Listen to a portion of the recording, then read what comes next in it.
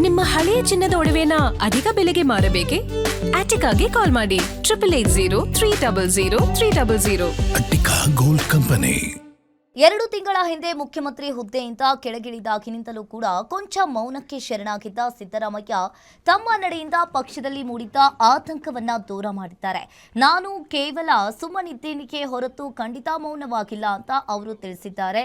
ಸ್ವಾತಂತ್ರ್ಯ ಹೋರಾಟಗಾರ ಕ್ರಾಂತಿವೀರ ಸಂಗೊಳ್ಳಿ ರಾಯಣ್ಣ ಅವರ ಪುತ್ಥಳಿಗೆ ಮಾಲಾರ್ಪಣೆ ಮಾಡಿದ ಬಳಿಕ ಮಾತನಾಡಿದ ಅವರು ಮುಖ್ಯಮಂತ್ರಿ ಹುದ್ದೆ ತೊರೆದ ಬಳಿಕ ಮೌನವಾಗಿರುವ ಕುರಿತು ಕೇಳಿದ ಪ್ರಶ್ನೆಗೆ ಪ್ರತಿಕ್ರಿಯಿಸಿ, ನಾನು ಮೌನವಾಗಿಲ್ಲ, ಕೇವಲ ಕಡಿಮೆ ಮಾತನಾಡ್ತಾ ಇದ್ದೇನೆ ಅಷ್ಟೇ. ಹಾಗೆಂದ ಮಾತ್ರಕ್ಕೆ ನಾನು ಮೌನವಾಗಿದ್ದೇನೆ ಅಂತ ಅರ್ಥ ಅಲ್ಲ. ಮುಖ್ಯಮಂತ್ರಿಯಾಗಿದ್ದಾಗ ಇಡೀ ರಾಜ್ಯದ ಜವಾಬ್ದಾರಿ ನನ್ನ ಮೇಲಿತ್ತು. ಆದರೆ ನಾನೀಗ ಕೇವಲ ಒಬ್ಬ ಶಾಸಕನಷ್ಟೇ ಅಂತ ಹೇಳಿದ್ದಾರೆ.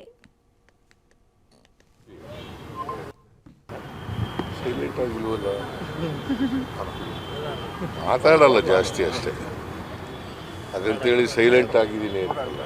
ಈಗ ಸಂಗೊಳ್ಳಿ ರಾಯಣ್ಣವರ ಪ್ರತಿಮೆಗೆ ಹೂನಾರ ಹಾಕರು ಸೈಲೆಂಟ್ ಆಗಿರೋರ,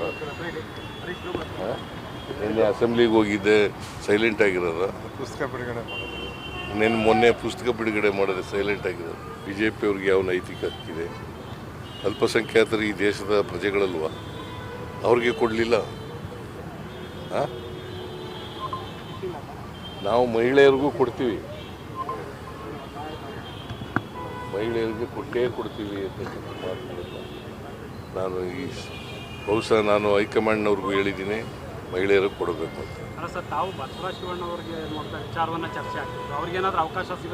ಯಾರಿಗೆ ಗೊತ್ತಿಲ್ಲ, ಹೈಕಮಾಂಡ್ನವ್ರಿಗೆ ಅಂತ